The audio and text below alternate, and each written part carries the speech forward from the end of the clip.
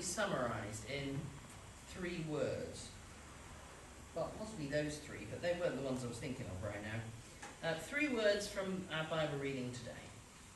In Matthew 9, at the beginning of the reading that we had, which is right at the end of the chapter, Jesus went. And in verse 10 and verse 6 it says, go. So I'm going to go with Jesus went, go.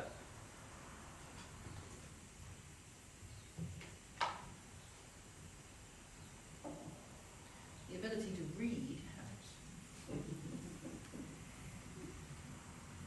So Jesus went. Jesus went where the people are. He didn't sort of hang around in one place and expect the people to come to him. He had compassion on people. He saw the needs that they have, the diseases that they had, the pain that they were experiencing. He describes them as harassed and helpless, like a sheep without a shepherd. He realized it was impossible for one man, even the Son of God, to meet the needs of all of those people. There were so many. And out of his compassion for those people, he said, look, the harvest is plentiful. There is work to do. Pray that God will bring workers and send them to his harvest field. Well, this has been quite a dangerous prayer, I think, for the disciples, because by verse 10, it is the disciples. So they prayed for the workers, turned out they were the workers. So that's not really a surprise. It has been suggested that God has 4 answers to prayer, mainly. He says yes, no, wait, and do it yourself. And this is one of those instances where the disciples prayed for workers and God said, off you go then, do it yourself. And so Jesus called his disciples and then he gave them authority to cast out evil spirits, heal disease and sickness. Go, he says. In verse 6 he says, go to the lost sheep of Israel, and as you go, proclaim this message: the kingdom of heaven has come. Heal those who are ill, raise the dead, cleanse those who have leprosy, drive out demons. Freely you have received, freely give. Go.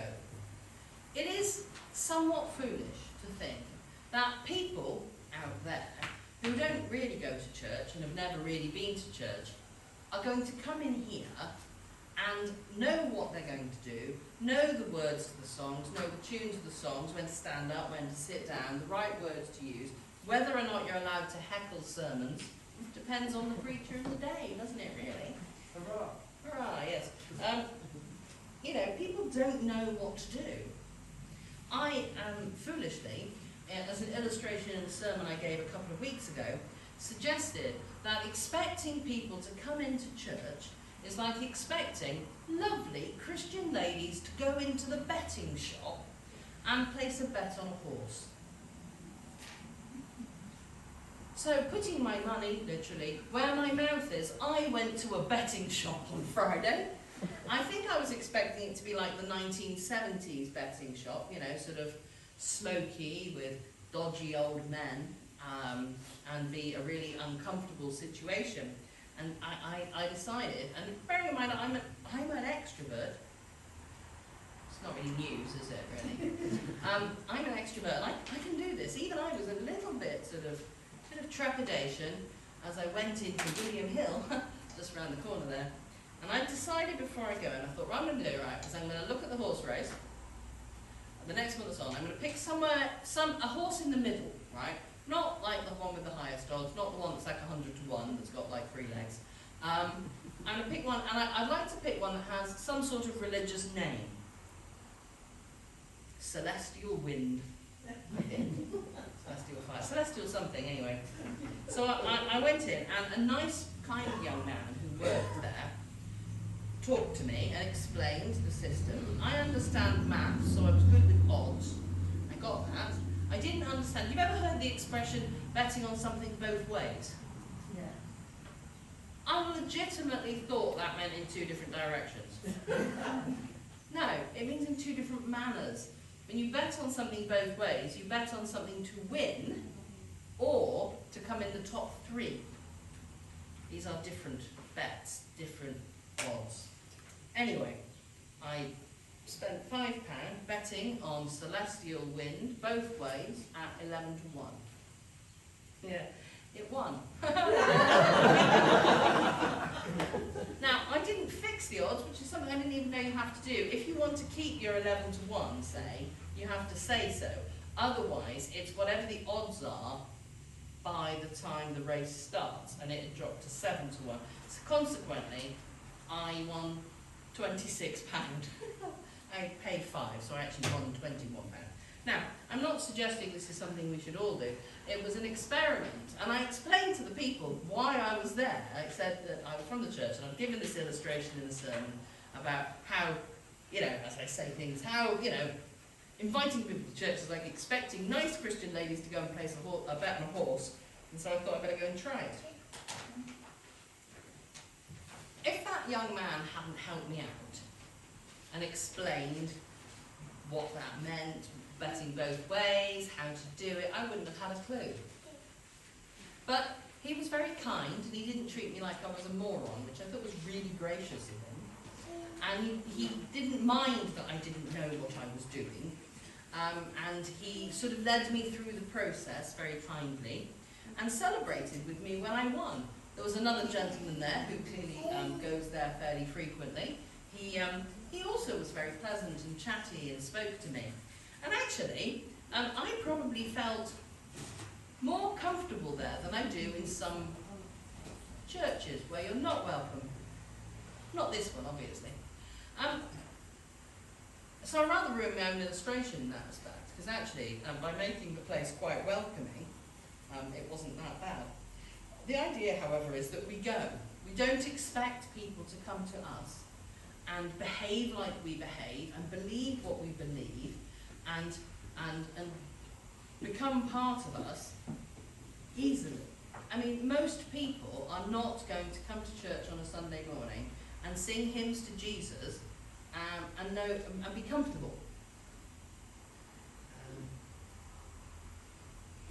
Particularly, there are certain songs, which unfortunately I don't think we have here, that I refer to as the Jesus is my boyfriend songs, where they're very lovey-dovey towards Jesus, which is great if you have that relationship with Jesus. If not, it's just a bit weird.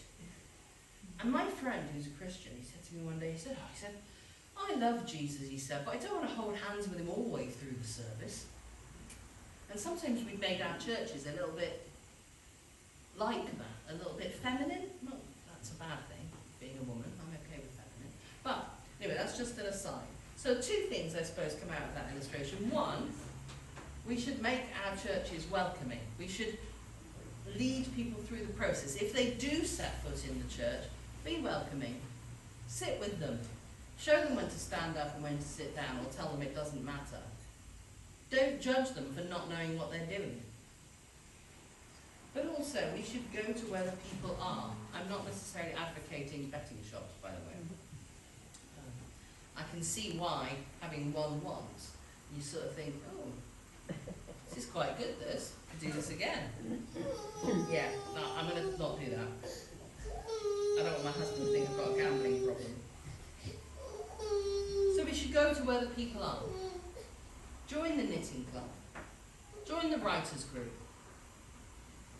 Go and work in a charity shop. Go where there are people who do not know Jesus and be with them. Be salt and light in those places.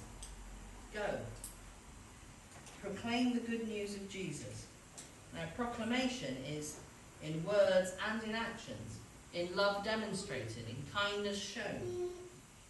In the case of, the Bible reading, Jesus tells them to go and heal the sick and raise the dead.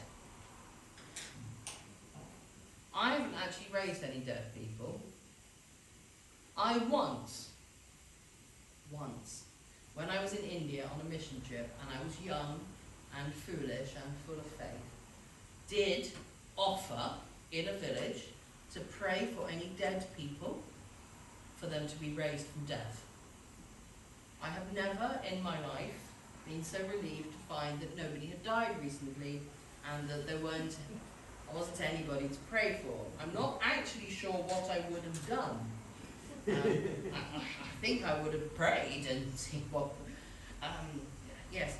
I was told, and I thought this was one of the funniest things I've ever heard, I was told that in India, they said, Miss, it's very hard to get fresh dead. Because if you die in the morning, you're buried in the afternoon. And if you die in the afternoon, you're buried in the morning because of the temperatures. So it's very hard to get fresh dead. I'm not, well, if that's the ministry that God has called you to, God bless you, I'll support you in it. But I never often again.